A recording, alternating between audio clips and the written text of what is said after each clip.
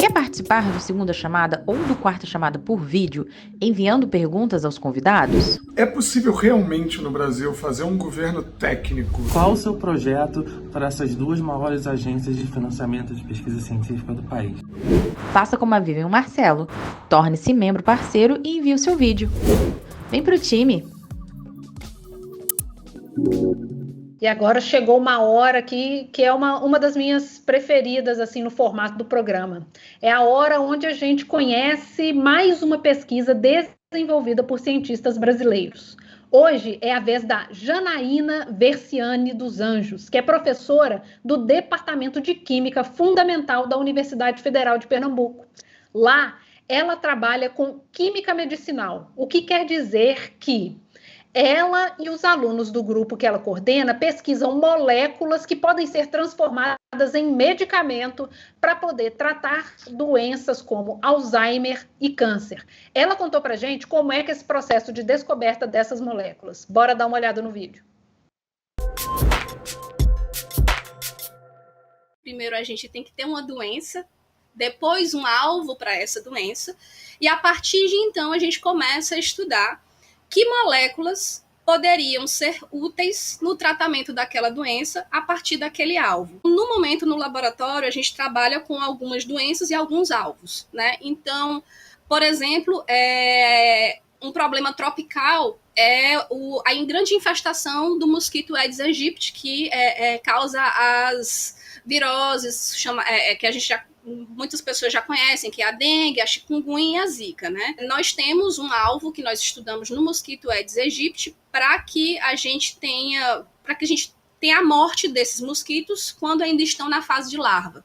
Então, a gente estuda esse alvo no mosquito e a gente já tem os primeiros inibidores sintéticos para esse alvo, né? Nós somos o primeiro grupo que desenvolveu inibidores sintéticos para esse alvo no mosquito Aedes aegypti.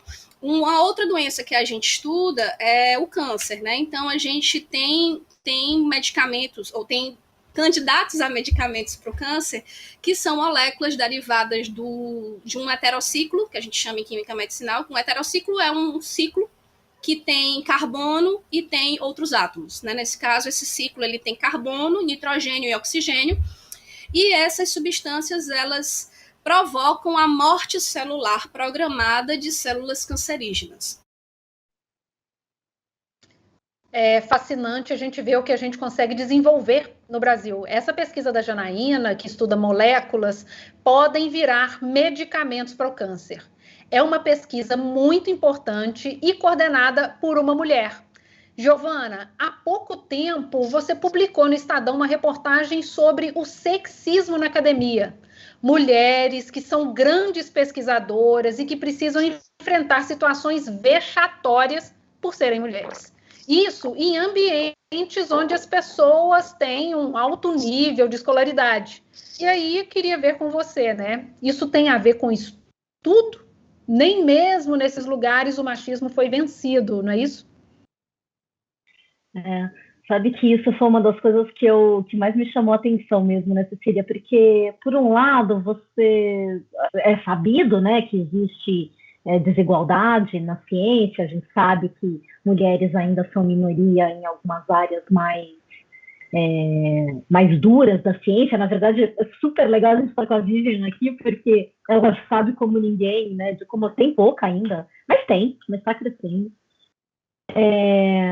Tem mais mulheres em outras áreas, mas em algumas estatísticas que foram feitas, de medidas no mundo inteiro, o nosso nível de igualdade em termos de produção científica no Brasil, entre homens e mulheres, o Brasil até está bem colocado em termos de proporção, assim, não chega a ser metade, mas a gente tem, sei lá, vamos supor, eu não estou com o número aqui na cabeça agora, talvez eu até fui olhar essa matéria que você tinha comentado de novo aqui, mas enfim, era alguma coisa do tipo 0,6 homem, 0,4 mulher, né, em termos de produção científica, em termos de papers publicados no Brasil, quem que assina, homem ou mulher, você tem quase uma equidade no Brasil, né? Isso vai diminuindo quando você olha em cargos de chefia e diminui ainda mais quando se considera premiações. Então, essa matéria que eu fiz no ano passado, ela foi quase uma suíte, né? A gente chama no jargão, assim, uma continuidade de uma matéria, que eu tinha feito umas semanas antes, quando saíram os prêmios Nobel do ano passado, e nas 3 áreas de ciência do ano passado, né, que é medicina e fisiologia, física e química, foram 5 vencedoras de Nobel ano passado, e foi mais do que nunca tinha acontecido, assim, num ano só de mulher. E aí a gente pegou e foi olhar na história dos prêmios Nobel, desde 1900 e pouquinho ali, todos os Nobéis de ciência foram cerca de 600 e poucos laureados. Menos de 4% tinham sido... Deixa eu até falar, ver se eu não estou falando bobagem aqui, porque esse número está aqui na minha frente agora. 3% dos Nobéis de ciência tinham sido de mulheres. Então, esse era o pano de fundo, né, da matéria, assim, de considerar que mesmo quando a mulher chega lá, ela ainda é pouco premiada. Mas essa pesquisa, ela avaliava mulheres premiadas não no Nobel, mas em outros tipos de premiações. Nesse caso, foi aquele prêmio que a L'Oréal dá, que é o Prêmio para Mulheres na Ciência da L'Oréal, que é uma coisa muito bacana, é uma parceria que a L'Oréal tem com a Unesco, já são 15 anos de prêmio, e eles dão em vários lugares do mundo e tem também no Brasil, né? E aí eles pegaram, quer dizer, as mulheres que chegam lá, algumas são mais jovens, porque esse prêmio tem esse objetivo de incentivar jovens pesquisadoras também, mas o ponto são mulheres que chegaram em um nível já mais alto na carreira, né? Foram 96 premiadas ao todo, eles conversaram com a maior parte, foram ouvidas 70 pesquisadoras que tinham sido laureadas até 2019, e aí eles concluem que 90% das cientistas premiadas relatavam algum tipo de machismo. E tem machismo do nível... Eu estava até relendo a matéria agora, porque é tão ridículo, assim, que eu até brinco no texto que os relatos delas parecem um romance do século passado, porque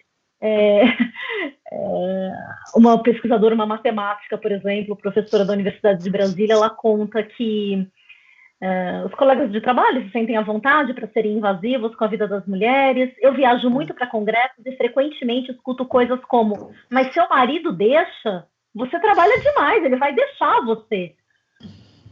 Sei lá, na hora que eu ouvi a mulher contando isso, eu pensei, caraca, mano. Eu fico imaginando se eu, na minha vida pessoal, se alguém chegasse pra mim e falasse: você viaja demais, seu marido deixa. Imagina você, Nádia, né? Que você tá sempre falando na rua. Não cabe, né? Você não imagina um troço desse acontecendo. Sei lá, eu não gosto de imaginar isso acontecendo, por exemplo, no jornalismo. Agora, imagina isso na academia, né? Que é todo mundo mais educado e tudo mais, mas a verdade é que o machismo... A gente não tem diploma, né? A gente gosta de achar que é uma questão de educação, né? Que se a pessoa for mais informada, isso vai... Mas não é. Então, assim, e aí é isso.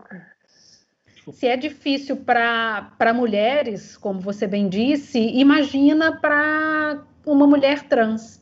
Vívia, você é a primeira transexual a desenvolver uma pesquisa de pós-doutorado em astrofísica na Universidade do Arizona. E você decidiu fazer a transição enquanto era pesquisadora na Universidade da Pensilvânia. Nos Estados Unidos é mais fácil ou também precisou enfrentar esse tipo de preconceito?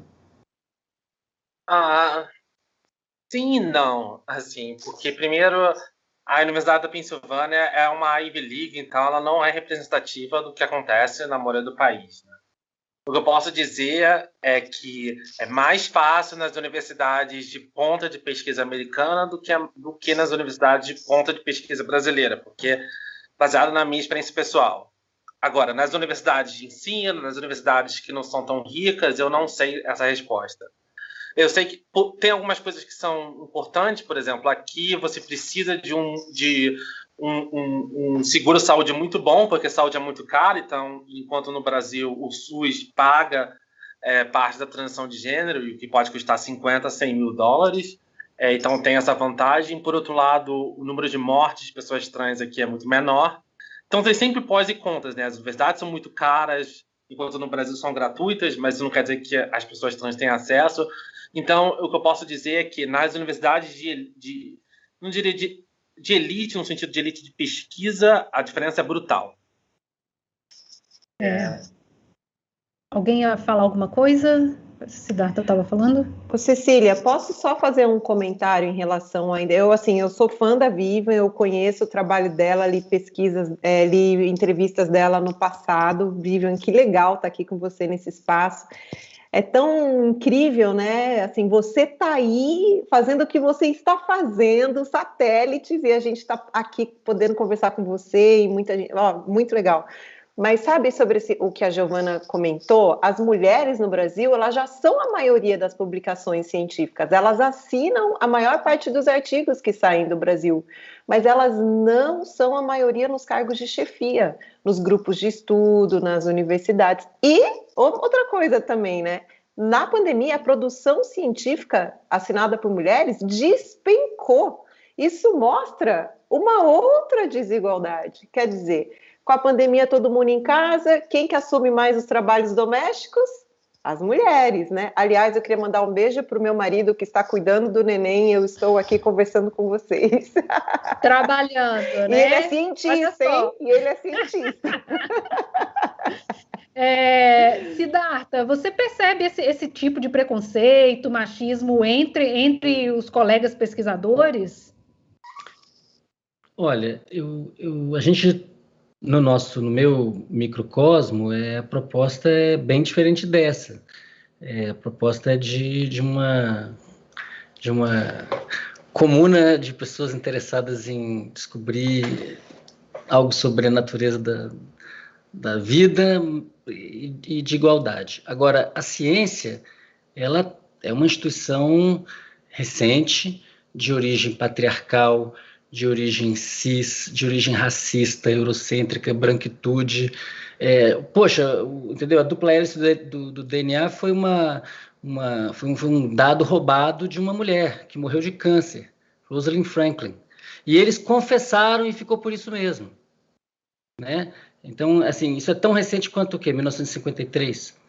E eu cansei de escutar, nos Estados Unidos, quando estava na minha formação, cansei de escutar os relatos das mulheres dizendo como elas eram oprimidas, colocadas em segundo plano, coisas do Arco da Velha. Eu vou ouvir coisas do Arco da Velha. Tive sorte no meu entorno de não ver isso de perto, mas eu vi de suficientemente perto para perceber o que se chama nos Estados Unidos de telhado de vidro. É um fato, e é um fato nos melhores lugares da ciência. A ciência é muito heráldica, a ciência ainda está presa em certas revistas que são crivo científico, mas que na verdade são empresas, que na verdade funcionam como se fossem brasões medievais. A ciência tem a ver com a universidade, que também é uma instituição de origem medieval. Então, a gente está numa transição.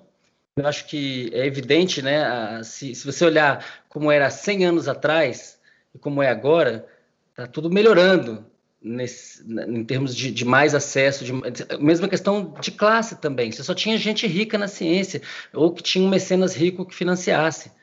E, de repente, você começou a ter gente de classe média, gente pobre, gente de todo tipo. O talento, ele não tem esse tipo de... Ele não obedece a esses marcadores, né? Agora, como a gente fala na capoeira, você falou da capoeira, urubu para cantar demora, entendeu? A gente tem um longo percurso, porque os preconceitos, eles moram dentro das pessoas, eles são vivos, eles se replicam, e eles estão em alta, pelo menos no Brasil, eles estão em alta. Talvez agora a gente esteja começando a passar por um momento de crítica profunda dessa parte da alma brasileira que é tão brutal, né? Já que a alma brasileira está em crise, ou nasce um negócio muito diferente, que é feito das nossas qualidades, e a gente purga esses defeitos, ou a coisa não vai bem, né? Assim, pensar em fazer ciência do Brasil com a crise que a gente tem, com o que foi feito com a ciência brasileira nos últimos 5 anos, que fazem com o FNDCT, estão fazendo, se bem que agora houve uma reação fantástica. O Conselho Diretor se reuniu e conseguiu vencer a posição do Paulo Guedes. Mas, assim, a gente está numa situação muito em carne viva no Brasil. E essas questões de sexismo, de racismo, de preconceitos de vários tipos, de gênero e outros, ideológicos, inclusive, né? Eu acho que essas questões são muito candentes.